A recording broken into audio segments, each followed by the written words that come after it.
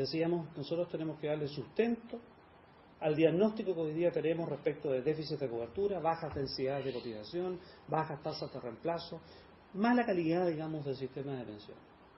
Tenemos que darles un sustento, pero no es un sustento desde la ideología, de quién quiere más Estado o menos Estado. Sino que darle un sustento respecto de los datos, desde la evidencia empírica, con estudios básicamente que no solamente nacionales, internacionales, refrendados, digamos, desde distintas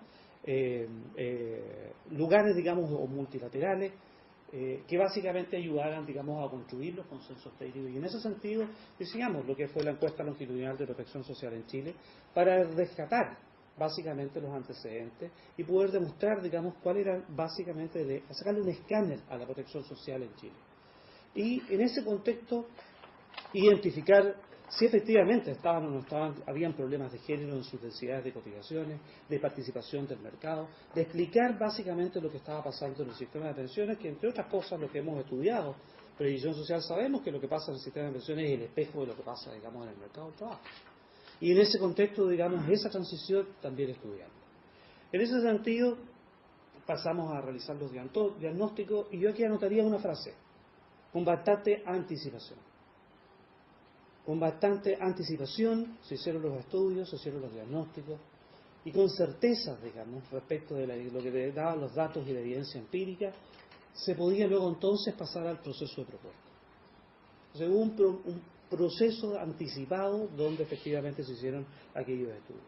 El segundo, básicamente, tiene que ver con el diseño y la elaboración de propuestas y el proyecto de ley, y en ese sentido vamos a ver un poco más adelante que este fue integral, fue innovador, fue a través de un consejo asesor presidencial. Vamos a ver un poquito más adelante, digamos, las características de este consejo, su transversalidad, las distintas multisectorial, digamos, y las dimensiones que se adoptó. El tercero, la tramitación y la negociación legislativa. Cuarto, la normativa y la implementación. Y quinto, básicamente algo que se olvida, la evaluación.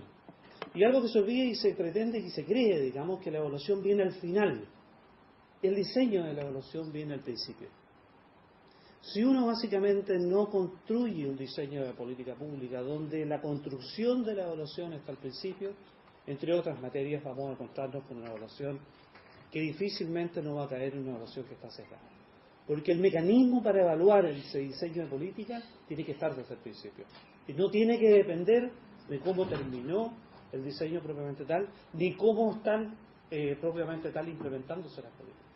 Y eso es una materia muy importante de tener en consideración esta etapa de desarrollo, digamos, de la reforma. Rápidamente, estas etapas, luego entonces yo decía, se diseñó y se implementó la primera encuesta de protección social en el año 2001-2002. Se hizo, digamos, desde la Dirección de Presupuesto del Ministerio de Hacienda un modelo actuarial conjuntamente, digamos, con la OIT y con los equipos de Ginebra, porque básicamente entrar en la reforma previsional era también entrar en las finanzas públicas, entrar en la política fiscal. Es decir, aquí lo que estábamos haciendo era comprometer un punto del PIB, 2.000 millones de dólares en régimen es lo que estábamos haciendo. Entonces, una política como esa, básicamente, no solamente bastaba alcanzar los acuerdos, sino que alcanzaba, digamos, respecto de darle sustentabilidad a una política como la que se estaba planteando en adelante, digamos, que era la creación del sistema de pensiones solidarios, y en ese sentido había que también con anticipación empezar a crear los modelos actuariales que permitieran, de una u otra manera, digamos, hacer las estimaciones y las proyecciones financieras de los compromisos que se tomaban con la ciudadanía. Y en ese sentido también vino el proyecto de responsabilidad fiscal con la creación del Fondo de Reserva de Pensiones. ¿Qué importante es esto? Porque básicamente cuando el Fondo de Reserva de Pensiones está creado, digamos, en el año 2005 y la ley se publica en el año 2006, con anterioridad a comenzar el debate de cuál era la reforma que íbamos a implementar a partir del año 2008, la materia fiscal, la materia del sustento, digamos, respecto de cuál iba a ser la definición de política, nosotros ya la teníamos institucionalmente aprobada y legislada. Respecto a la elaboración de propuestas y el proyecto de ley, el 17 de marzo del año 2006, antes de terminar la primera semana de gobierno de la presidenta Bachelet, aquí el día viernes, se constituye un Consejo Asesor Presidencial para la reforma previsional, que más adelante vamos a ver cuán crítico fue crear este consejo, tanto por su composición, tanto por lo que implicó en su informe y básicamente, digamos, en la construcción de consensos técnicos, digamos, para el diseño de la reforma. El Ejecutivo presenta también el diagnóstico, un diagnóstico que obviamente, digamos, lo preparamos con bastante anterioridad, no digamos en el primer mes de administración, el 11 de marzo del 2006 comenzaba la administración, era absolutamente imposible que en 3 semanas tuviéramos un diagnóstico como el que presentamos en el Consejo si no lo hubiéramos preparado antes, y antes con antecedentes de esta encuesta, que estaba diseñada en primera ronda del 2002 y segunda ronda del 2004. Y se entrega el informe del Consejo Asesor en 3 meses. Importante notar, aquí hubo un plazo muy acotado, digamos, al Consejo, no se le dieron 1 o 2 años para trabajar en una materia tan importante como esta, se le dieron 90 días. En julio se conforma un comité de ministros, digamos, en el Ejecutivo para avanzar en la elaboración del proyecto de ley, porque como ustedes bien también lo dicen en el libro, una cosa es tener los acuerdos y otra cosa es pasar a la letra chica, donde hay que hacer un monitoreo y un seguimiento respecto de los acuerdos técnicos que se habían pasado, digamos, en el Consejo. En diciembre se arma, digamos, un apoyo que es institucional de sistemas de información en el Ministerio del Trabajo, que lo hace, digamos, el BID, y se envía al Parlamento el proyecto de ley de reforma previsional. Qué importante fue también adelantarse en el apoyo institucional de los sistemas de información. La meta que nos colocábamos era bien sencilla. La reforma queríamos que partiera el 1 de julio del 2008, y nosotros en menos de 6 meses íbamos a estar entregando beneficios a casi 800.000, 1 millón de personas. Y la pregunta era si institucionalmente el Ministerio del Trabajo y Previsión Social estaba en condiciones de hacer eso o no hacer eso. La respuesta era clara, no estaba en condiciones y teníamos que hacer con 2 años de anticipación y con anterioridad a mandar el proyecto de ley al Parlamento, sentarnos ya a ver cuál era la institucionalidad que el Estado iba a necesitar para estar, digamos, acorde, digamos, a entregar ese tipo, digamos, de beneficios. La tramitación y negociación en el Parlamento. Se inicia en enero del 2007 el trámite legislativo y un hito sumamente importante en junio del 2007, que es el protocolo de acuerdo que se hace en la Cámara de Diputados, que hace el Ejecutivo con los parlamentarios de gobierno, que son mayoría en ese entonces, digamos, en la Cámara de Diputados. Y ya vamos a ir un poco más adelante qué significó, cómo logramos, digamos, efectivamente este acuerdo y qué distinto fue este acuerdo en la Cámara de Diputados, que fue entre parlamentarios de gobierno, respecto de lo que tuvimos que hacer, digamos, unos meses más adelante en el Senado, digamos, en diciembre del 2007, cuando llegamos a un protocolo de acuerdo en el Senado con el gobierno, donde las mayorías cambiaron, y el gobierno pierde mayorías, el Ejecutivo pierde mayorías en el Senado, y por tanto la negociación con bastante flexibilidad hubo que cambiarla inmediatamente. En enero del 2008 está la aprobación del proyecto, y básicamente lo que tenemos es un proyecto que entró en enero del 2007 y en enero del 2008 estaba aprobado de forma unánime, vamos a ver algunos pequeños cambios y con un solo rechazo que básicamente se va a entender por qué dentro de la estrategia del acuerdo esa materia, digamos, básicamente, digamos, no pasó el Parlamento. Después vienen las normativas de implementaciones, en marzo la promulgación de la reforma, en junio viene la normativa propiamente complementaria de reglamentos y circulares, en julio comienza el sistema, digamos, en octubre se implementan distintos beneficios, digamos, que traía, digamos, tanto para los trabajadores jóvenes, las bonificaciones al ahorro previsional voluntario, la eliminación de la comisión fija. En enero del 2009 la institucionalidad del sector público, se crean nuevas instituciones, el Instituto de Previsión Social, el Instituto de Seguridad Laboral. En julio del 2009 la cobertura ya es un 45% del sistema de pensiones solidarios. Se crea el bono por hijo, vamos a comentarlo respecto de lo que es la dimensión de género de la reforma. En septiembre del 2009 se adelanta la transición, ahí ya está cubriendo un 50%, digamos, de la población con el sistema de pensiones solidarias. Y finalmente, respecto de la evaluación, algo bien importante, se toma la decisión en abril del año 2008, la decisión de posponer la encuesta de protección social del 2008 al 2009. Esto es bien importante y de hecho, digamos, acá en Uruguay, digamos, se está implementando, digamos, la encuesta de protección social también. En términos longitudinales, respecto a lo que es seguir, digamos, un aporte, digamos, un panel donde tú sigues, digamos, a hogares o individuos.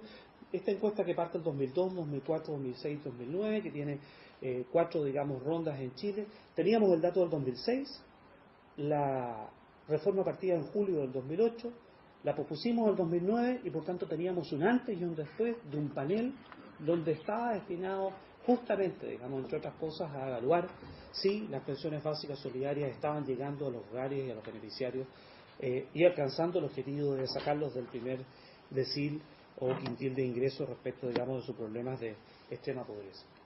En septiembre del 2008 armamos, digamos, una nueva línea de evaluación en la dirección de presupuesto para adelantarnos respecto, digamos, de lo que iba a ser en términos de los programas nuevos, por cierto, digamos, con evaluaciones de impacto respecto de la reforma previsional.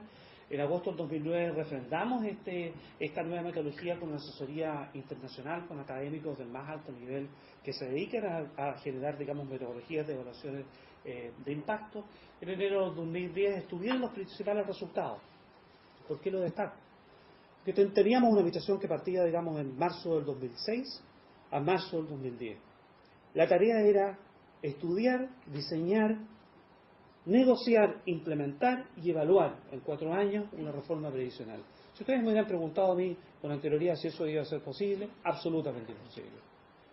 La reforma a la salud que implementó, digamos, la administración del presidente Lagos empezó a estudiarse en el año 2002, entró el proyecto de ley en el año 2004 al Parlamento, estuvo un año, 8 meses en el Parlamento, no un año, hasta el año 2005, y la implementación de ella, digamos, en régimen efectivamente estuvo en el año 2008 en una nueva administración. Es decir, plantearse reformas estructurales en el Estado, plantearse reformas estructurales de la protección social no es de un año a otro. Y lo que nosotros nos estábamos planteando era, en una misma administración, beneficiar a más de 1 millón de personas en Chile, donde adicionalmente queríamos, antes de terminar la administración, presentar una evaluación de lo que nosotros estábamos haciendo desde la evidencia empírica, que justamente fue a través de la encuesta de protección social del año 2009, que entregamos en enero del 2010. La economía política de la reforma previsional.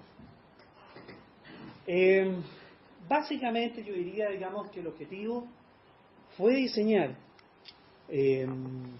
una estrategia donde todos los actores se sintieran ganadores. El Banco Mundial acaba de sacar un documento que dice que la reforma previsional es una estrategia win-win, donde al final del día cuando todos ganan, de una u otra manera, podría decir, digamos, desde la teoría microeconómica o a quienes les gusta la teoría de juegos, es una estrategia de equilibrio en H. Y donde los jugadores y los actores no tienen incentivo a desviarse, digamos, de esa estrategia. Los que querían más Estado tendrían su premio. Porque básicamente, digamos, había un gran componente del sistema de pensiones solidarias. Y los que querían defender, digamos, el sistema de AFP, de administradora de fondos de pensiones, administrado por el sector privado, también lo tendrían, porque la reforma no sería el reemplazo del sistema, sino sería el perfeccionamiento del sistema, en términos de disminuir sus costos, aumentar la competitividad, aumentar la rentabilidad, básicamente, digamos, encontrar mejores beneficios para la ciudadanía, ganar en eficiencia. Bueno, esto que suena en 3 líneas no es nada sencillo. No es nada sencillo porque de una u otra manera había un debate muy álgido en Chile respecto, digamos, del rol que estaban teniendo el sistema de capitalización individual y sus resultados propiamente tal, digamos, en cobertura y en nivel de beneficio no estaban siendo básicamente, digamos, en función de las expectativas cuando se creó, digamos, a principios por 1980 y empezó a funcionar en 1981, impulsado, digamos, por el gobierno militar en Chile. Dicho de esa manera, la estrategia fue diseñada para que no existieran incentivos para desviarse del camino de la reforma. Alguien acá hoy día dijo cómo encontrar aquellos elementos en la teoría de conjuntos que están en la intersección, ¿no?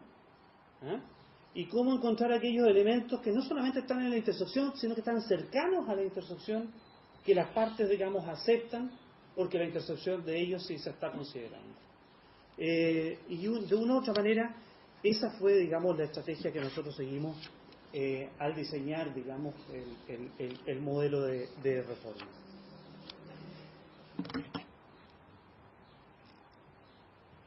Hay, a mi juicio, en ese contexto, 9 dimensiones que nosotros de una u otra manera tomamos en consideración al momento de estar diseñando, de estar trabajando, de estar transitando, digamos, en lo que fue la reforma previsional.